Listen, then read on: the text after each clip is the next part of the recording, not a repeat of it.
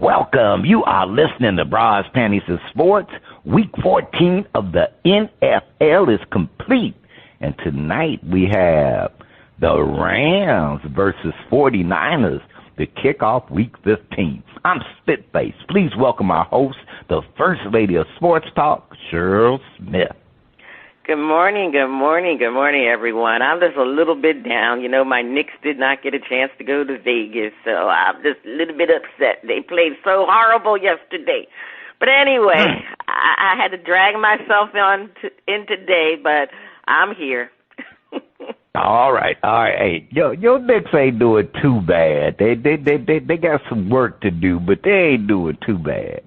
This week on Shout Out, we have performances from TWICY, plus the bad people. I wonder, do the bad people get on Santa's list where they find their shining star, get the cold feel of the mute button? Over to this bad woman, First Lady. We're ready. What you say? Each week we try to figure out what is going on in the sports world. Not the plays of the week, more like the players of the week. Are they trying to tell us something? So we ask, what you saying? Fly, little birdie, fly. Time keeps on slipping into the future. Time keeps on slipping into the future. So I want to fly like an eagle to the sea. Fly like an eagle, let the spirit carry me. I want to fly right into the future. The big birdie, known as Bill Belichick, is flying far away from the NFL to join the ranks of college coaching at the University of North Carolina. Did Bill get tired of the interview process with NFL owners and basically said, quote, I don't need no stinking NFL, end quote. Does it hurt his legacy at all if he is not the winningest NFL coach, but the one with 8 Super Bowl rings? I mean, he does have one more than Tom Brady. At 72, does this old dog still have the juice? In this new age of college football with players getting paid, is Bill's age and experience a true asset? When Bill leaves UNC, will his legacy be a national championship? Marvelous Marvin Hagler, rest in peace, Bernard Hopkins, Roy Jones Jr., and the Steve Miller Band are asking, what you saying? So he had more rings than Tom Brady. Okay, because he got a ring as an assistant coach. Tom Brady has more rings than Bill Belichick as a head coach. I just had to make sure that was correct. We're going to have to look that up. I don't know if the producers. Rings is ring. He has 8 rings. Yeah. And Tom has what? 8 too, I thought. Tom has 7. Tom only has 7.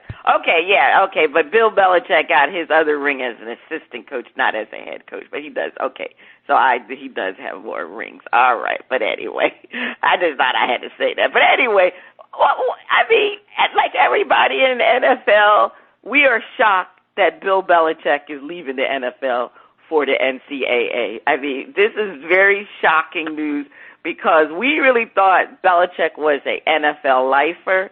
But the main thing is he is a football lifer wherever that will be. So obviously he needed to play. He needed to coach. And, I don't think Bill got tired of the process. I think he realized that there wasn't an opportunity on his own terms.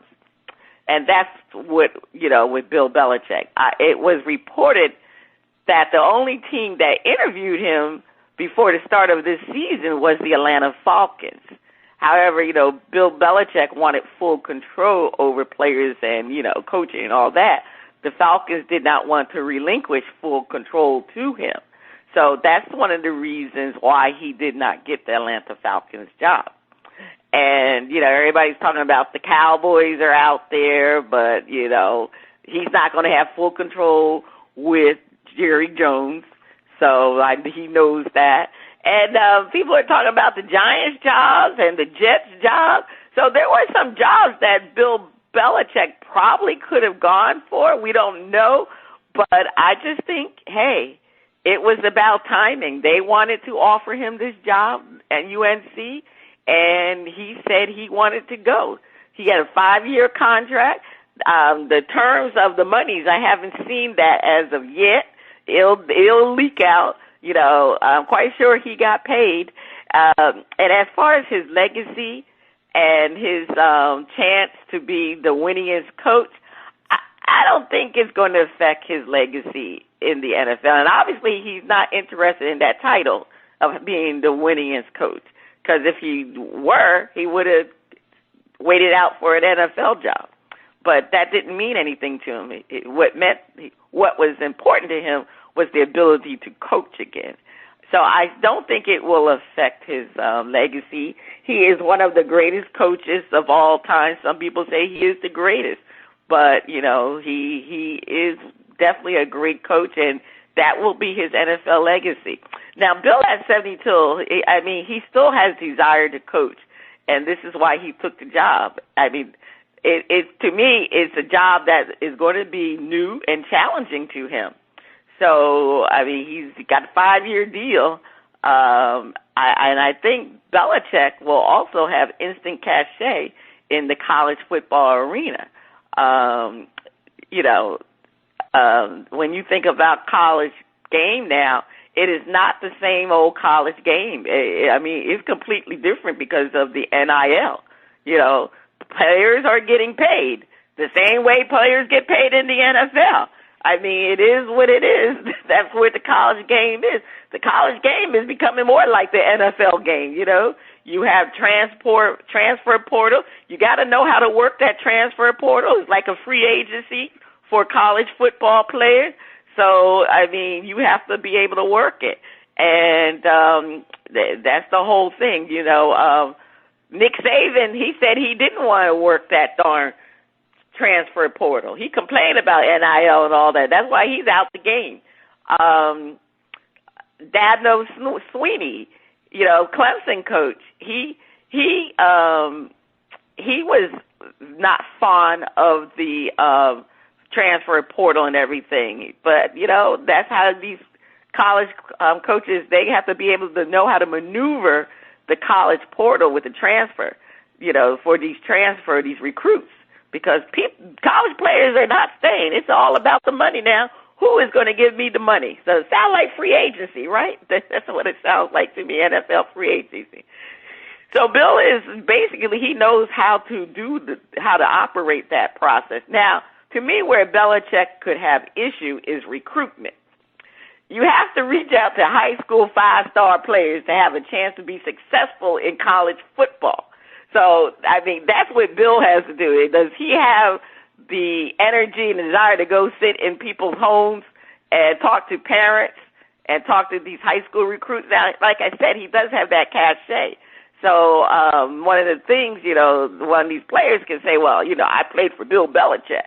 So, that's something that, to me, will have a lot of, it's going to mean a lot to a lot of these players. So I don't think he's going to have a problem recruiting, and I really think he can probably build UNC's program to a different level than what it is now. Will he win a national championship? It's a possibility he could win a national championship, and I don't think it's going to, again, affect his legacy to me. I just think it would be icing on top of the cake if he wins the national championship. I feel confident that he is going to change UNC's program. And you can rest assured they're going to be ranked next year. So that I think that's going to happen depending on how he does with the transfer portal and the recruits. I guess the recruits have already been signed already for upcoming season. I'm not sure how UNC did, but we'll see, because I think Bill Belichick will make a mark in the college arena. Spitface, what are you saying about the 8-time Super Bowl winning coach going college? I just want to say now, Bill, the college culture is different than the NFL. So don't come in there with a big whip. Remember, this is college. And I'm not talking about the players. I'm talking about the alumni. But I think that this was a brilliant move by a brilliant coach. And there's a difference when I'm approaching someone for opportunity as opposed to someone, hey, this might be an opportunity, and approaching me. So I got to give my hats off to UNC for even having the conversation with Big Belly. And he is not too old. I mean, Andy Reid ain't no spring chicken either. He may not be as old as Belichick, but neither one of them have to run up and down a field. You know, they do not have to block anybody. They don't have to tackle anybody. They don't have to catch no balls. And mentally, they're as sharp as it comes. You just ain't getting better. And Bill knows how to put together a staff. I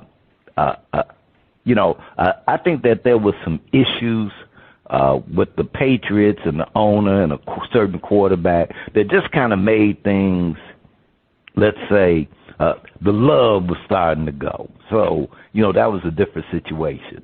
But I think that Bill Belichick and Deion Sanders will be the two most regarded coaches for the next few years. They both have the ability to, on their own cred and personality, to have players go, I want to play for you. I want to play for you. And that will serve them well, because other college coaches just don't have that kind of cred. And if anybody can build an organization, again, it's Bill Belichick.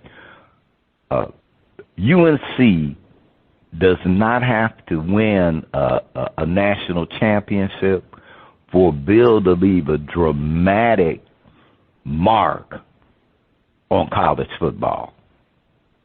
And First Lady, they will be ranked. I'm looking at the mastery that Bill will bring is, as you said, in that transfer portal. And, they may have already, we already, recruited who we're going to recruit unless people drop out, change their mind, all that other kind of stuff. But the transfer portal that coaches are figuring out, I think this old dog that said, hey, you don't need no tricks. Tricks are for kids. I got some experience with working rules, regulations, and any little caveat that will give me an edge. And he is masterful at that.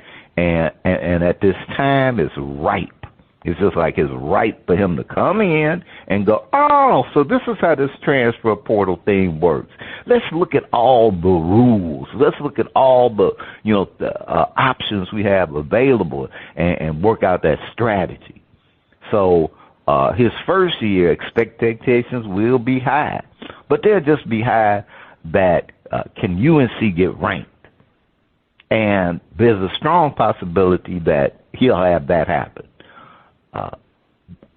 When he leaves, they may not have a national championship, but they will be in the top 10.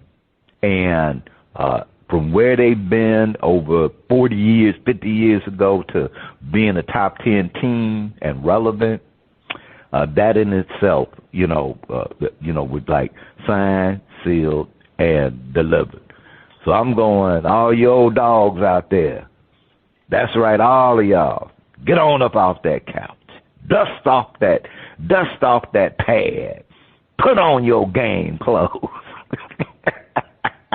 But one thing I'll say is that I'm glad Bill didn't Well, I'm ready to do I want a coaching job so I can break a record.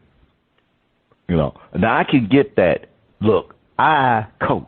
That's what I like to do. I'm gonna be buried as a coach. The man loves coaching. He's been doing it. That's his life. So I can get that. I want to coach at the highest level. That's what I want to do, and it has nothing to do with breaking a record, as opposed to how many players have I seen who they were past their day, and teams kept them on. Really way past their day, just so that they could break a record. And to me, it kind of waters down the record and certain records. It's a case by case thing, because I still think that Emmett may have the all-time record, but I'm like, personally, now that might be my anti-Dallas thing, but Bill. Congratulations, and blow them out the water, Bill. Let you and the UNC make some noise. Get them. That's all I'm saying, First Lady. Okay. Well, he doesn't need, like you said, that record obviously doesn't mean too much to him, because if it did, he would have stayed in the NFL. But he didn't do that. And it's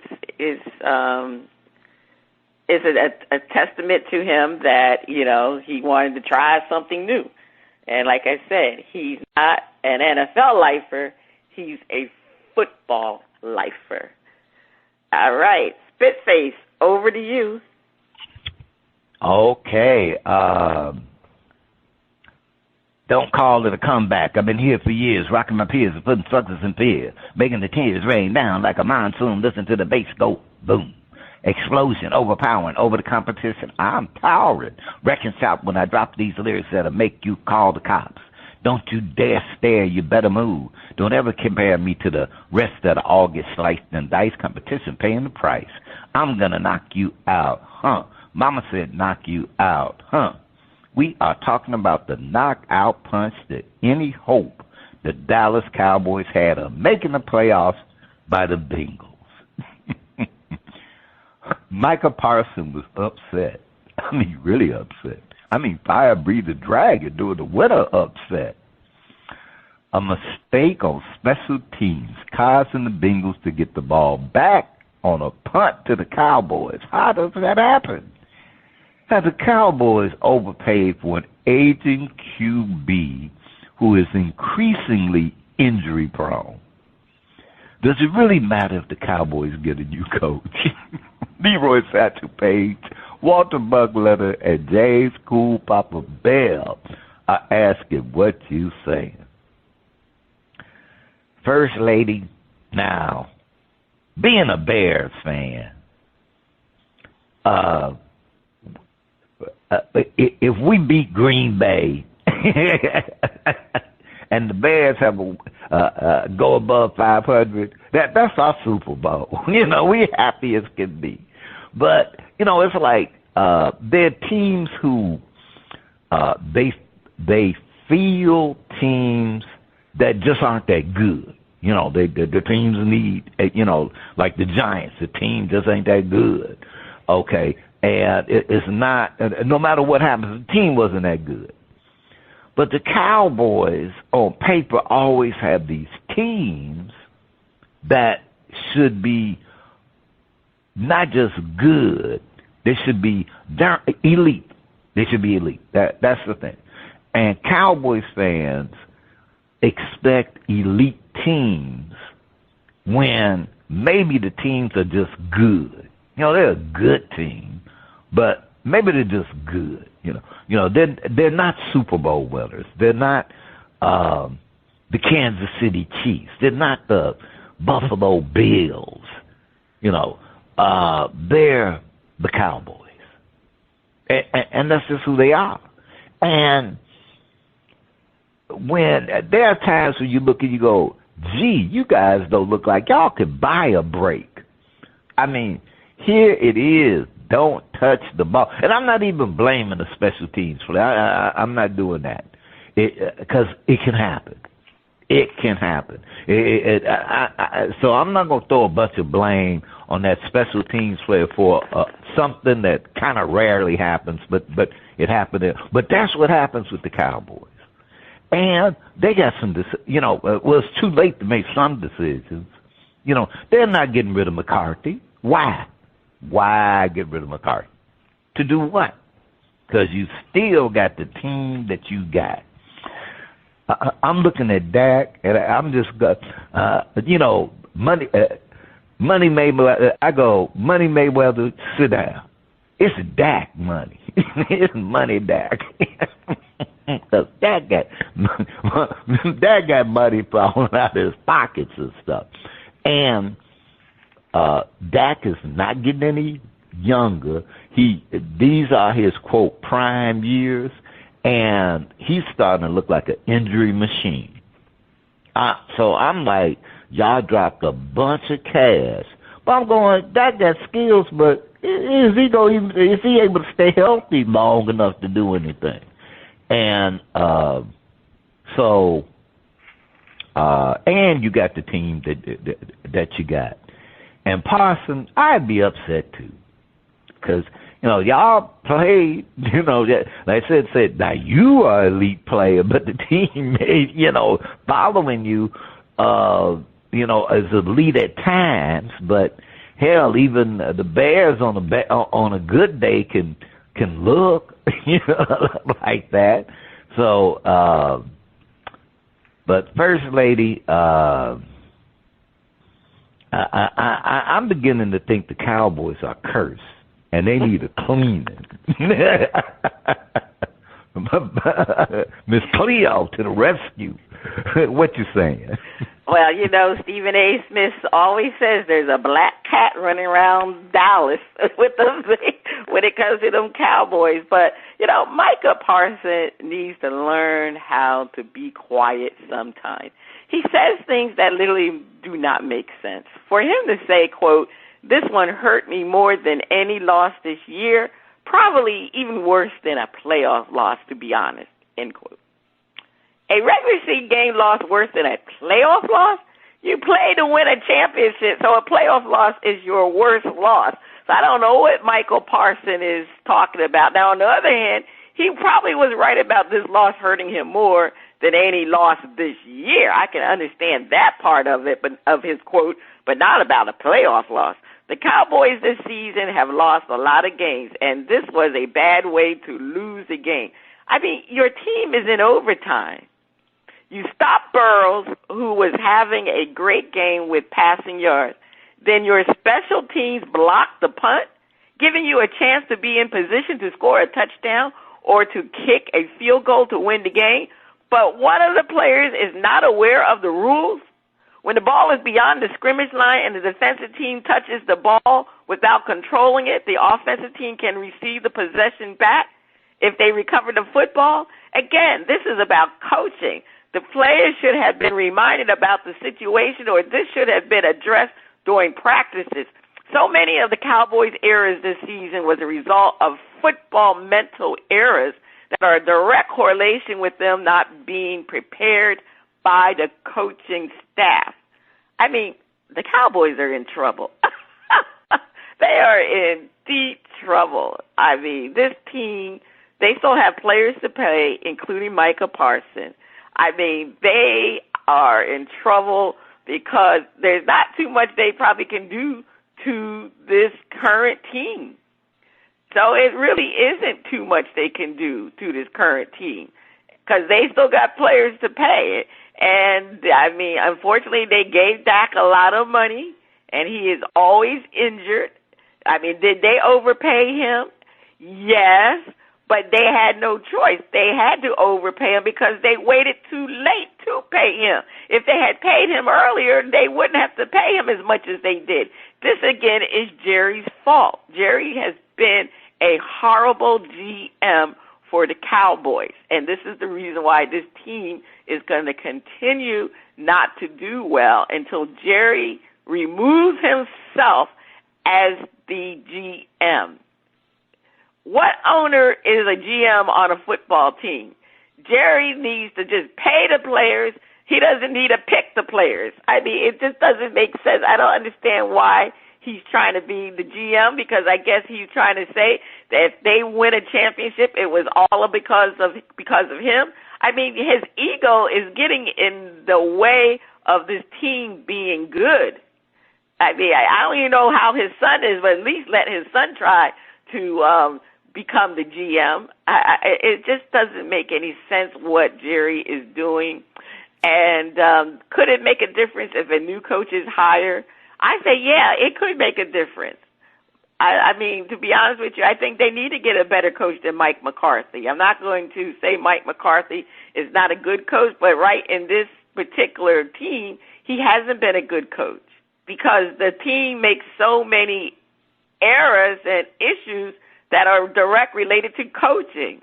That's the problem with the Cowboys. They just make too many mental errors. They don't play the way they should play. I mean, they're just, unfortunately, they're in a heap of trouble, to be honest with you. And as I said, Jerry is the real problem, and the roster is going to be a major, major problem. I mean, to be honest with you, the way their cap is right now, because of the fact that Dak got paid, they got to pay. I think CD Lamb, did he get paid? I think he did. I can't remember CD if he didn't get paid, but they got a lot of players to pay. And Micah Parsons is one of them. I hate to say they may need to trade Micah Parsons. I don't know. There's something they need to do.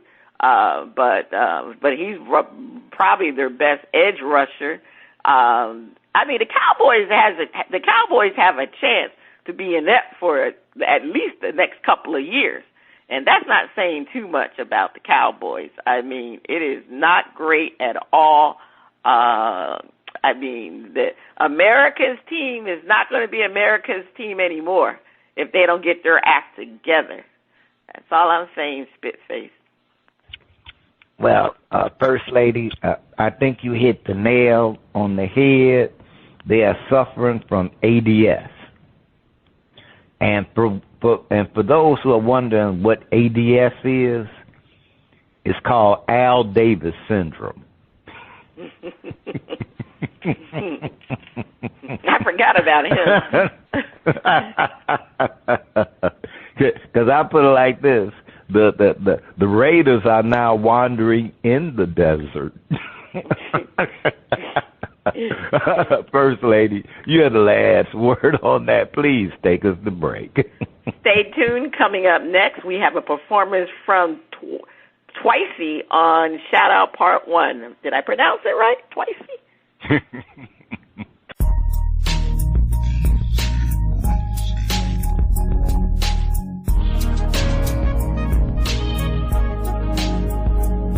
The music flows in from around the globe to get a shout-out from the panel. First Lady, I can't wait to hear the music from TWICY. On Shout Out, we feature new independent artists who are looking to find their shining star. If we like what we hear, we'll give the track a shout-out. If we don't like it, we hit the mute. On the first part of Shout Out, we are featuring music from TWICY out of Atlanta from his hit album, Live It Up. They say, quote, TWICY's music is all about the Afro beats, end quote. Let's hear the title track from his album, Live It Up.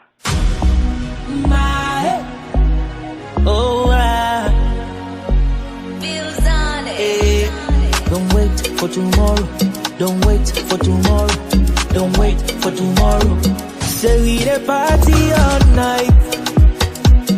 And in the day we the grind.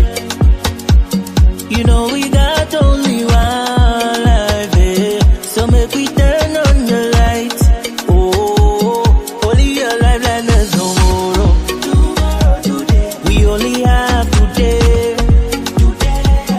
Only your life like there's tomorrow. Tomorrow, today. We only have today. Today.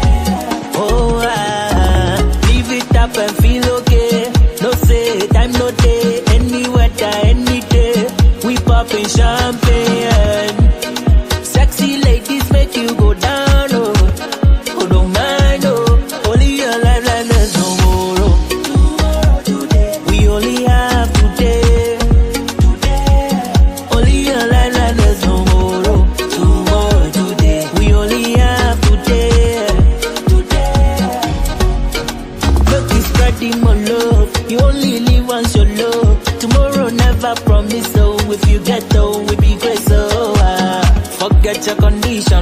like no cream, make them come stop, yeah. Do your thing, yeah. Say we the party all night. And in the day we the grind. You know we got only one life, eh. So make we turn on the lights. So enjoy, forget your problems, enjoy. Oh, join the party, enjoy. Oh, enjoy, say enjoy. Oh, join the party, enjoy. Forget your problems, enjoy. Oh, join the party, enjoy. Say enjoy. Only your life like there's no more. We only have today.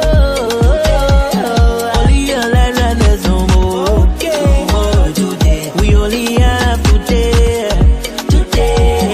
Only your life like there's no more. We only have today. Only your life like there's no more. Today. We only have today. All right. Spitface is living it up, getting a shout out or the mute button. Hey. I'm giving it a shout out. It was a little bit short for me, you know. I'm in the groove, and then I got to fade away. I'm like, man, you know, you got the energy going, the juice, especially for getting up in the morning. You know, the coffee rolling, and you know, so give us a little more meat, brother. But I'm giving it a shout out. Okay, you're going to give it a shout. I'm going to give the track a shout out also. You know, I like Afro beats. Afro beats is very, very popular in the United States now. And, you know, I enjoy the music. It's usually it is a very lively type of music. And, yeah, it was a little short track. So, but he said I guess, living it up. He's going to continue to live it up. But, TWICY, he has a nice voice, and yeah, the very typical Afro beach track. So I'm definitely going to shout it out. If you like what you heard from TWICY, check him out on the Old Grumpy Radio Network and TWICYmusic.com, and that's TWICY music.com. On part 2 of Shout Out, we'll be featuring a performance from the Bad People. Is that the sound of our favorite underwater friend? Is it time for Flip It?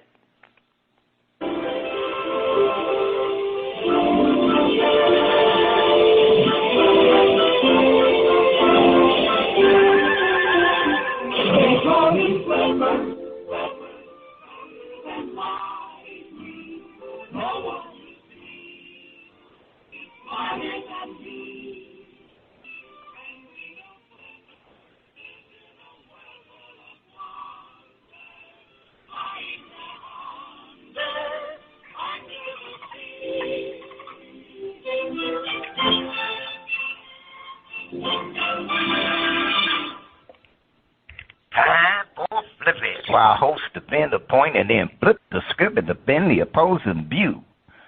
The Steelers are sitting atop their division at 10-3. Do they have a legit shot at beating KC and making it to the Super Bowl? Defend. The Steelers are always underestimated. They can beat KC and go all the way. First Lady, you know, the Steelers don't get no love. They don't. It just seems like they don't get no love, and all they do is keep having a winning record and being competitive with whoever they got playing under center, whoever they got catching the ball, whoever they got on defense. Somehow, way, they have a coach and an organization that seems to get these boys to work, you know. And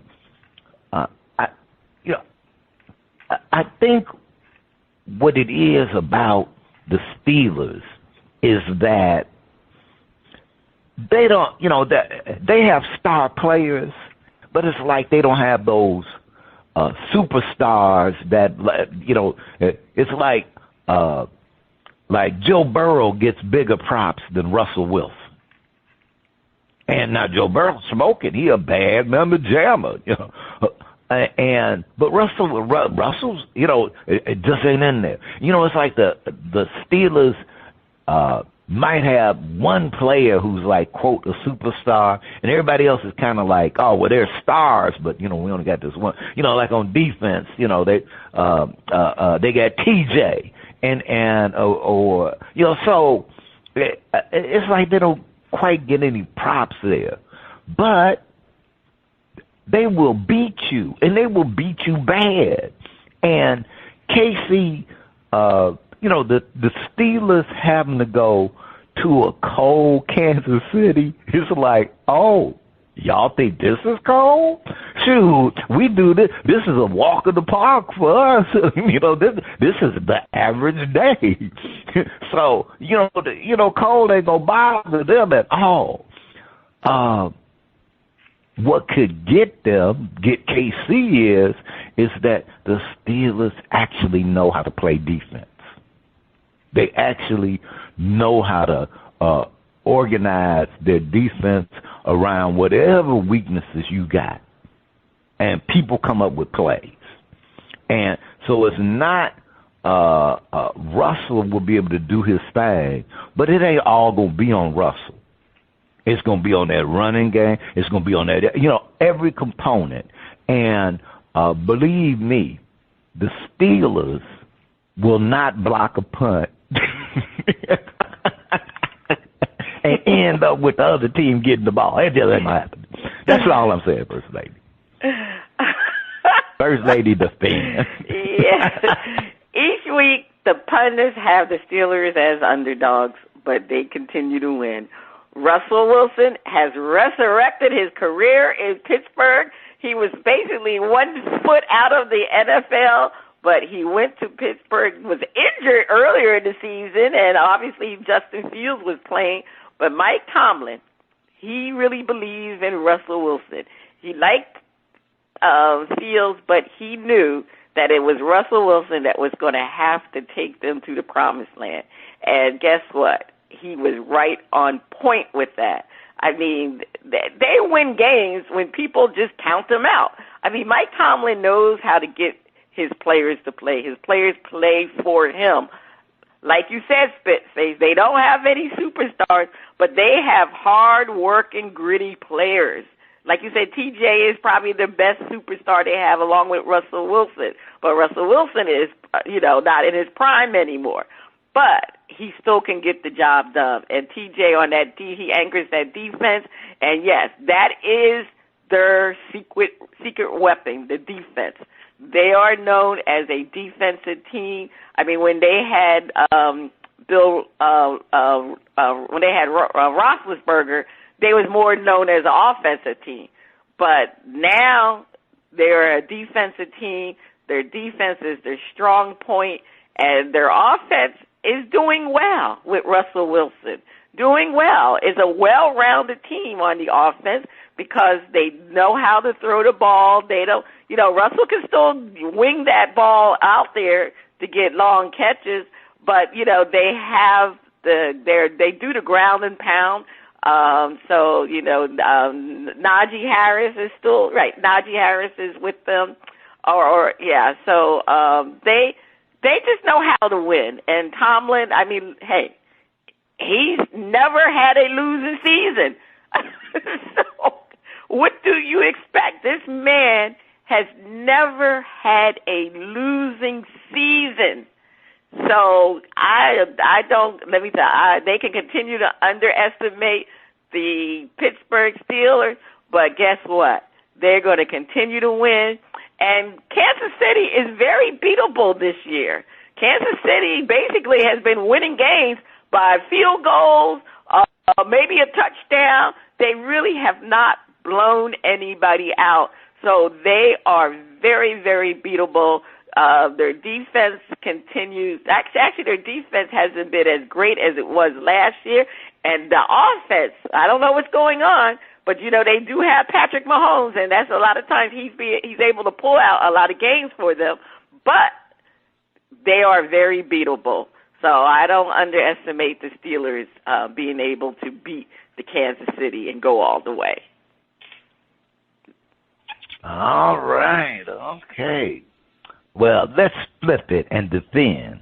The Steelers are tough, but they ain't tough enough to beat KC in the playoffs. And First Lady, I give mass kudos to the Steelers. And at the end of the day, they will be in the AFC Championship game. I do have it that whatever the way the cards sort out, they will be in the AFC Championship game. And if they're playing KC, that darn elf, that darn elf, Patrick Mahomes will get them. He will get them. There is, it may be a battle of the defense, but it's like Tom Brady back in the Patriot days. Do not let him have the ball at the end of the game. And if they're playing on KC turf, as tight and as tough as it is, Mahomes is going to figure out a way to get that last play, that dagger in the heart. And I think that the Steelers versus KC will be a better matchup than the Bills versus KC, because I expect the Bills to choke, which is kind of consistent with them when it comes to KC in the playoffs. Now, the Steelers, it's gonna be like Ali and Frazier, the Rumble in the Jungle, and all. They're gonna get down. It's gonna, we may see Patrick Mahomes' best ball playing against KC. His really balling out.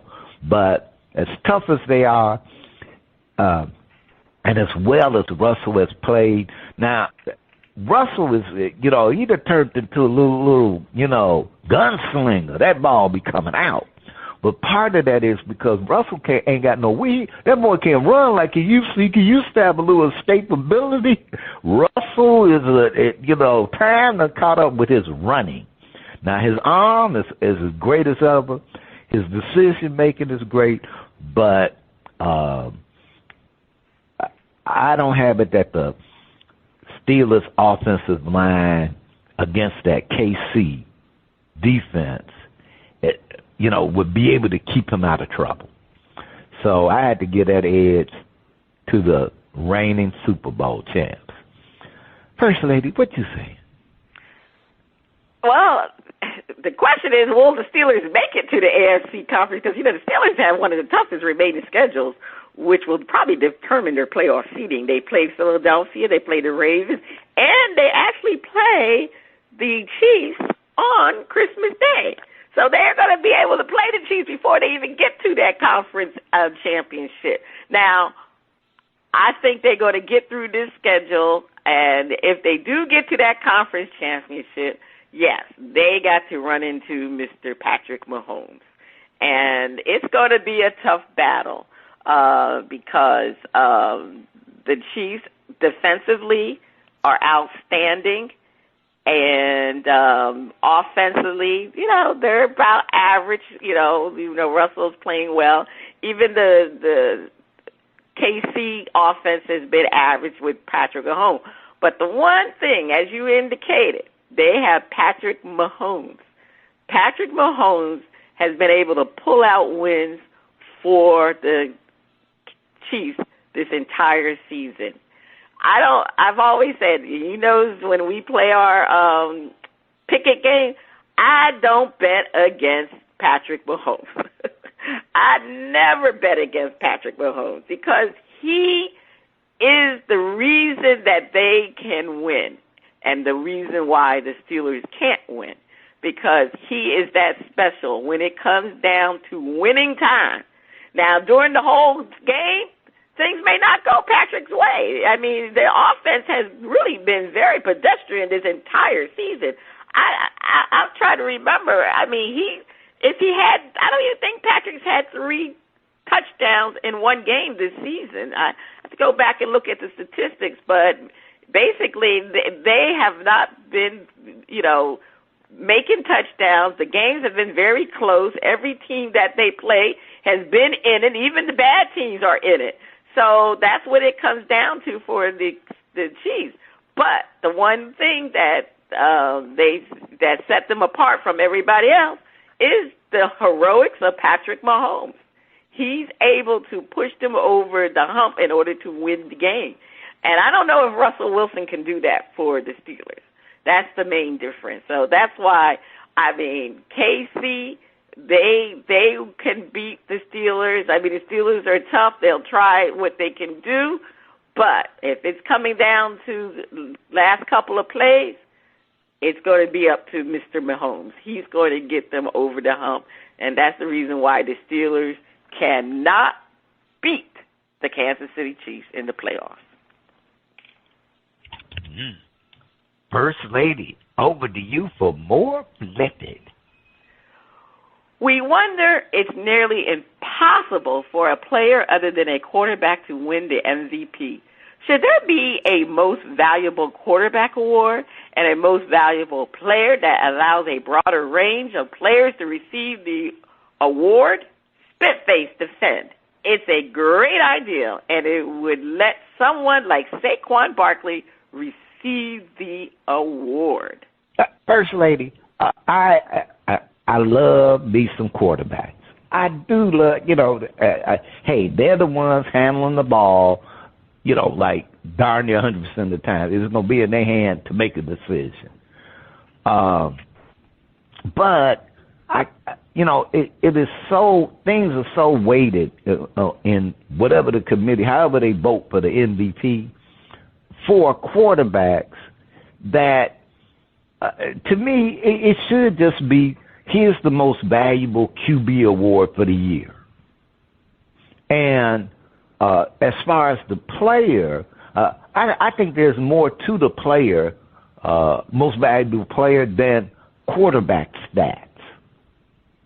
There are players whose team, even though they have a top quarterback, would go nowhere without that Derrick Henry. Would go nowhere without Jeffries. And these players who might be bringing actually bringing the competitive edge for a Saquon Barkley to their team, they can never get the award. And I would consider a lot of them more valuable than the top quarterback. Otherwise, it's almost like, well, why doesn't Patrick Mahomes get the MVP every year? Because obviously he's the most valuable player because they keep winning Super Bowls. So, there has to be a way to let Saquon Barkley get the MVP for the work, for where he's brought his team, or a player of that caliber who, they only come around every once in a while, but they're making that, or a defensive player. So it's so stacked in favor of quarterbacks that I can go with, hey, look, let's get the most valuable QB and let's get the most valuable player, and maybe let us fans get in on the selection, because I think that might actually be fair. So I love the idea. Love it, First Lady. All right, yes. I love it too, because back in the day, it wasn't always about the quarterback. The most valuable player could be a running back or a defensive player. Now, these writers have put so much emphasis on the quarterback as being the main reason why a team is winning. Do you know 2012 was the last year a non-quarterback won the award? 2012. 12 years ago. And that person was the running back Adrian Peterson. Now, what's even more crazier, the last time a defensive player won the award was in 1986, Lawrence Taylor. My goodness. I mean, there is just too much emphasis on the quarterback that, yes, they need to have a separate award for the quarterback. You know, you have the most valuable quarterback award, yes. And then you got the most valuable player award being a non-quarterback. So, I think we need to separate it. Yeah, that needs to be separated because at the rate that we're going, a non-quarterback will never win the award because, again, these writers are putting so much emphasis on the quarterback. Everything is about the quarterback. But no, everything is not about the quarterback. The quarterback, the quarterback obviously will throw the ball to get the touchdown, but you got the wide receivers that have to catch the ball. You got the running backs that have to run. You got the offensive line that has to protect the quarterback in order for the quarterback to throw the pass. So like you were saying, Spitface, it's more to this situation than just being the quarterback. But when it comes to the voting process, that's all it's about. It's about the quarterback. So I like the idea of having the most valuable quarterback and then having the most valuable player, and that being a non-quarterback. And I think that would broaden the range of other players to receive the award. So kudos to whoever came up with that idea. It needs to be done, and the NFL needs to tweak it and do it. All right, this is about flipping it. Let's flip it. Spitface, defend. We don't need to fix the MVP process or add a new carrot just for quarterbacks. First lady, as tough as it is for a non-quarterback to win the MVP, let's just leave it alone. Let's just leave it alone. Because sometimes you try to add the fix in, and now it just ends up being more stuff. There's the defensive player of the year. There's the offensive player of the year. And there's the MVP. All right, that's enough. That's enough to I'll just say honor these guys who making millions of dollars. We don't need another category, and I can see them adding another category just because that would give them another award show. Okay, we get more content for NFL Network. Leave it alone. I do think that there'll be as time goes on, there'll be a softening of attitudes and biasness toward the quarterbacks are everything, because the writers, eventually the fans get to the writers and they want to go with the crowd. Eventually they're gonna, because they don't want to lose audience, and we'll start seeing players other than quarterbacks. The writers, they're aware that it's just too top heavy, and it's not, and that won't last. And so it will correct itself. But the solution is not to add another award show for the NFL Network. That's all I'm saying, First Lady. Yeah, you're right. I mean, the system is broken because it is too much emphasis on the quarterback, and I agree, it is broken, but in this case, it doesn't need to be fixed. I mean, most of the time when it's broken, you're supposed to fix it, but in this case, you don't need to fix it because you're right, Spitface. We already got all these other categories. We just need to leave it alone, and it's up to the writers to change their perspective of the game and allowing other positions to be considered for MVP. And I think it's going to start this year because I think if Saquon Barkley breaks that record, I truly believe he will be the MVP, because let's look at the Eagles. Without the Eagles, Saquon Barkley, where will the Eagles be? He is the MVP of that team. Now, yes, he's going against Josh Allen.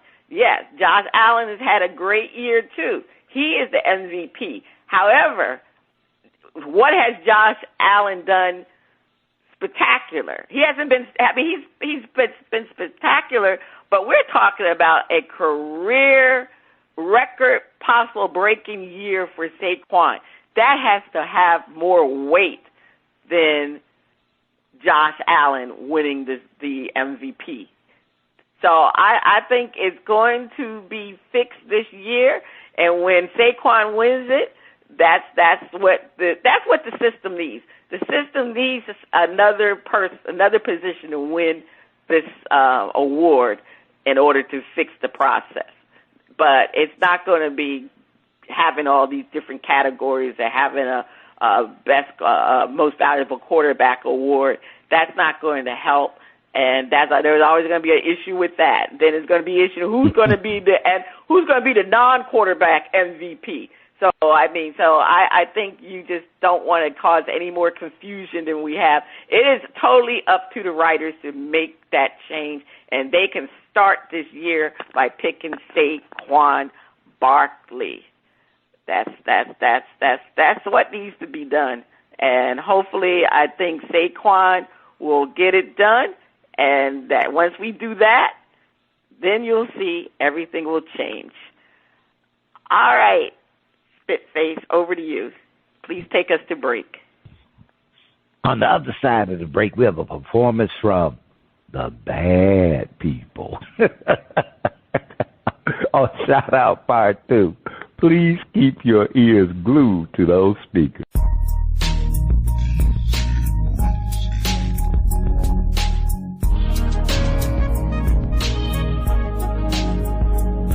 Welcome back. The music flows from around the globe to get a shout-out from the crew. Spitface, over to you. On the second part of Shout-Out, we are featuring music from the Bad People out of Northridge with their hit album, Christmas in L.A. They say the Bad People is an emerging hip-hop group. Okay, let's hear Christmas in L.A. Jingle bells. You won't see any snow, it's barely even cold. 'Cause this is Christmas in L.A. The sun is gonna shine, the weather's feeling fine. 'Cause this is Christmas in L.A. No need for sleigh rides, we rolling day and night. 'Cause this is Christmas in L.A. Sugar and spice, the side is on ice. 'Cause this is Christmas in L.A.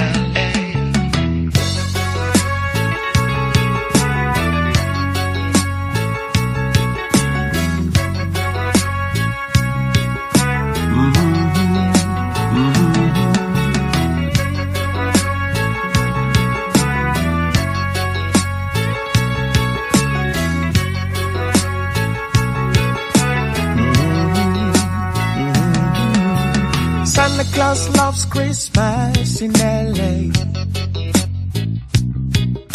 If he had more time, he'd stay all day, taking in the scenery in no big hurry. Trading his red coat for a Lakers jersey.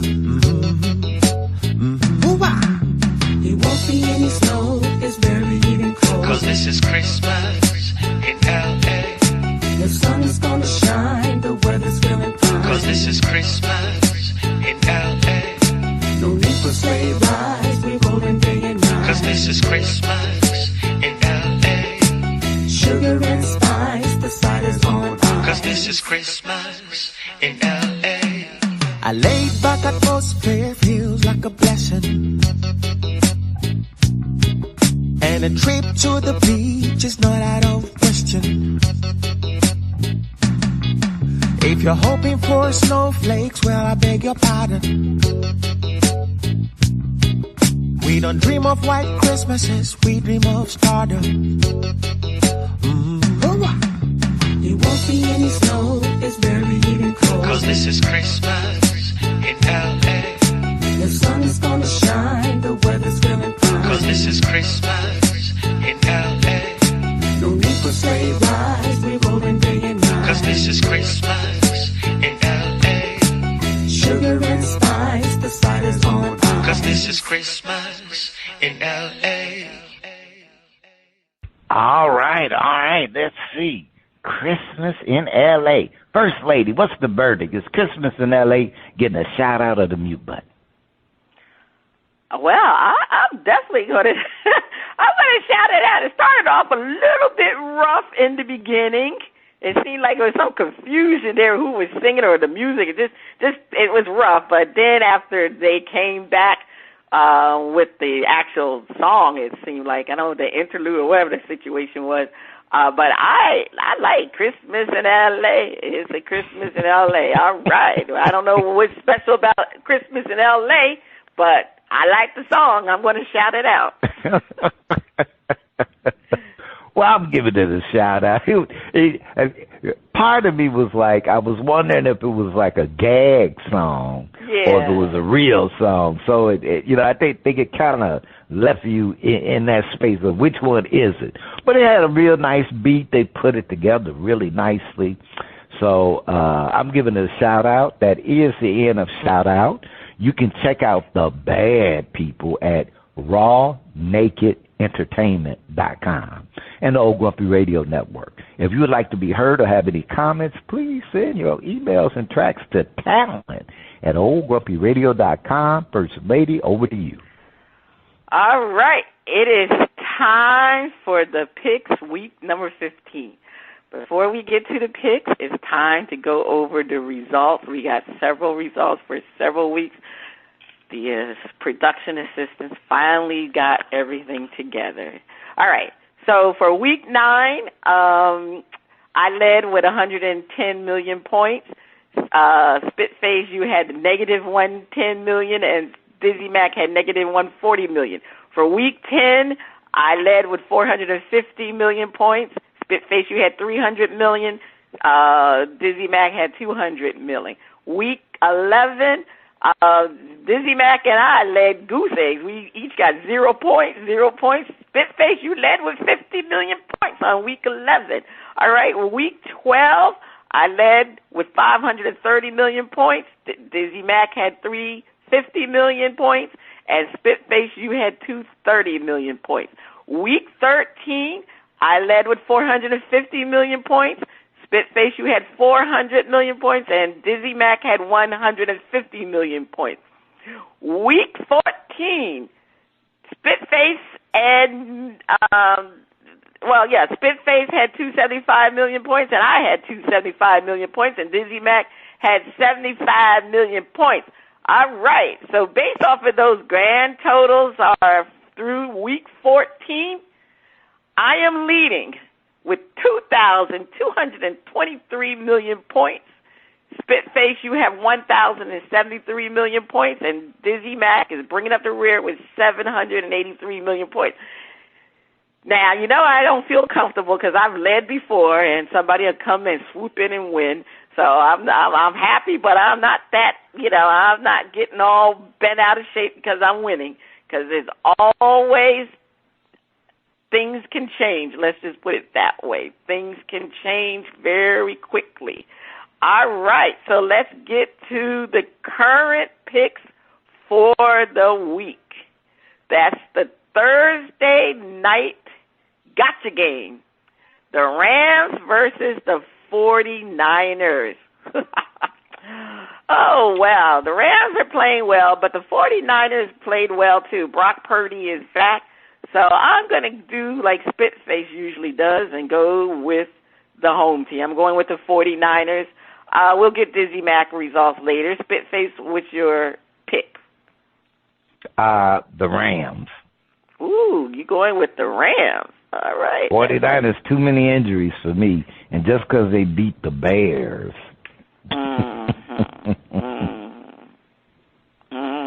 But they are home. That's not like the Rams place, because the Rams place, it don't seem like it's a home game for them. But for some reason, because it's L.A. All right. The Dolphins against the Texans. Who you going with, Spitface? The Texans kind of scare me, while the Dolphins, they need every win. I'm going to go with the Fish. All right. Oh, I'm surprised. Now I'm going with the Texans because the Texans need that win.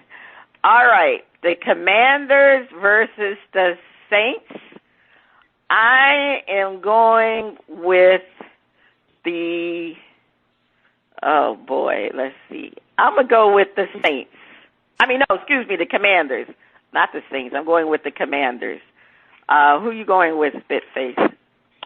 I'm rolling with the Commanders. The Saints need some help. All right. The Bengals versus the Titans. Who you rolling with, Spitface? I'm rolling with them Bengals. Yeah, I'm going to roll with the Bengals also. Titans are no good. Yeah, even I think they did beat somebody. All right. This is a great game here because this has a lot of playoff implications. The Colts versus the Broncos. I'm going to go with the Broncos. Who you going with, Spitface? Bo Nix. All right. Another girl. They got some great games this week. The Bills versus the Lions. Oh, that's a tough one. That must be the Sunday night game. I'm not sure which game it is. Who you going with, Spitface? I'm going with the Lions. I know. The Bills need to win because the Bills lost last week. I'm going to go with the Lions. I'm going to go with the Lions, too. I'm going to go with the Lions. This is a big game for them. Big game. All right. The Buccaneers versus the Chargers. I'm going to go with, this is a toughie one here. You know what? I'm going to go with the Bucks. Who you going with, Spitface? I like the Bucks, but I'm going to go with Harbaugh and the Chargers at home.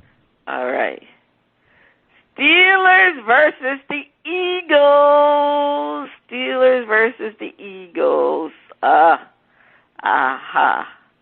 Who you going with, Spitface? Man.